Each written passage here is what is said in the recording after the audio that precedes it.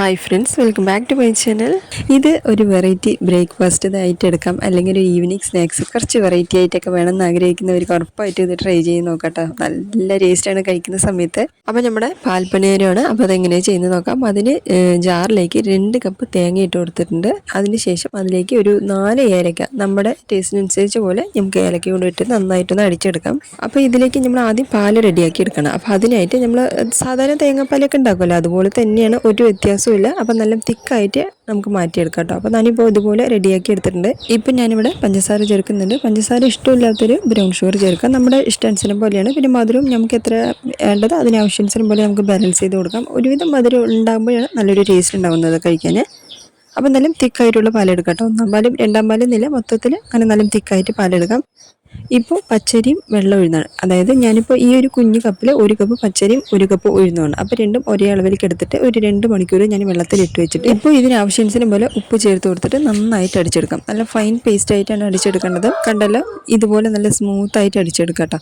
ഇതിപ്പോൾ മൊത്തത്തിൽ ഞാൻ എല്ലാം അടിച്ചിട്ട് വേറൊരു പാത്രത്തിലേക്ക് ഒഴിച്ചു കൊടുത്തിട്ടുണ്ട്. അപ്പോൾ നമ്മൾ ഇതിപ്പോൾ റെസ്റ്റ് ചെയ്യാൻ വെക്കുക അങ്ങനെയൊന്നുമില്ല. ഉണ്ടാക്കി നമ്മൾ ഈ അരച്ചെടുത്തിട്ടുണ്ടായിരുന്നില്ല, ആ സമയത്ത് തന്നെ നമ്മളിത് ഉണ്ടാക്കിയെടുക്കാം കേട്ടോ. അപ്പോൾ ഞാനിപ്പോൾ തിക്നെസ് കാണിച്ചു തരാം. ഈ ഒരു തിക്നെസ്സിലാണ് നമുക്ക് വേണ്ടത്. ആദ്യം നന്നായിട്ട് മിക്സ് ചെയ്ത് കൊടുക്കാം. അതായത് ആദ്യം ഇട്ടതിലാണ് ഞാൻ ഉപ്പ് ചേർത്ത് അടിച്ചത്, അപ്പോൾ ബാക്കിയുള്ളതിൽ ഉപ്പ് ചേർത്തിട്ടില്ല. അപ്പോൾ അതുകൊണ്ട് നന്നായിട്ട് മിക്സ് ചെയ്ത് കൊടുക്കാം. അപ്പോൾ ഇത് കണ്ടല്ലോ, ഈ ഒരു തിക്നെസ്സിലാണ് വേണ്ടത്. ഇപ്പോൾ ഏകദേശം ഞാൻ ഓൾറെഡി ഉണ്ടാക്കി കഴിഞ്ഞിരിക്കുകയാണ്. അപ്പോൾ ഇതിപ്പോൾ കണ്ടല്ലോ, ഇട്ട് കൊടുക്കുന്ന സമയത്തിന് എല്ലാം പൊങ്ങി വരും കേട്ടോ. നമുക്ക് ബേക്കിംഗ് സോഡയൊന്നും ചേർത്തേണ്ട ആവശ്യമില്ല. അങ്ങനെ നിങ്ങൾ ഉണ്ടാക്കുന്ന സമയത്ത് ഇല്ല പൊങ്ങി വരുന്നില്ല എന്ന് നിങ്ങൾക്ക് തോന്നുകയാണെങ്കിൽ നിങ്ങൾക്ക് കുറച്ച് വേണമെങ്കിൽ ചേർത്ത് കൊടുക്കാം. ഞാനിപ്പോൾ ചേർക്കാതെയാണ് നിങ്ങൾക്ക് ഉണ്ടാക്കി കാണിക്കുന്നത്. ഇപ്പം തന്നെ ഏകദേശം നല്ല നമ്മൾ എണ്ണയിൽ ഇടുന്ന സമയത്ത് തന്നെ അതങ്ങനെ മുകളിലേക്ക് പൊങ്ങി വരും. അപ്പോൾ ഈ ഒരു രീതിക്കാണ് നമ്മൾ സിമ്മിൽ വെച്ചിട്ട്, അതായത് ഇട്ട് കൊടുക്കുന്ന സമയത്ത് ഒരുവിധം കുറച്ച് കൂട്ടി വെക്കുക കേട്ടോ. സിമ്മിൽ ഒരുപാട് വെക്കേണ്ട, അപ്പോൾ നല്ല പൊങ്ങി വരില്ല. അപ്പോൾ ഒരു ഇടയിലായിട്ട് തീയരിച്ചിട്ട് നമ്മൾ ഇട്ട് കൊടുക്കുകയാണെങ്കിലും കറക്റ്റായിട്ട് എല്ലാം വെന്ത് വരും കേട്ടോ. ഞാനിപ്പോൾ ഇടയിലായിട്ട് ഇട്ട് കൊടുത്തിട്ടുണ്ടായിരുന്നു, പക്ഷേ എല്ലാം കറക്റ്റായിട്ട് ഇട്ടെല്ലാം കൊടുത്തതിന് ശേഷം സിമ്മിൽ വെച്ച് നമ്മൾ റെഡിയാക്കുകയാണെങ്കിൽ എല്ലാം നന്നായിട്ട് വെന്ത് വന്നിട്ടുണ്ടാകും. അടിപൊളിയായിട്ട് കണ്ടല്ലോ, നല്ല സൂപ്പറായിട്ട് റെഡിയാക്കി എടുത്തിട്ടുണ്ട്. കണ്ടില്ലേ, കഴിക്കാനും അടിപൊളി ടേസ്റ്റാണ് കേട്ടോ. അപ്പോൾ നമ്മൾ വേറൊരു പാത്രത്തിലേക്ക് നമ്മൾ എല്ലാം ഒന്ന് സെറ്റ് ചെയ്ത് കൊടുക്കാൻ കേട്ടോ.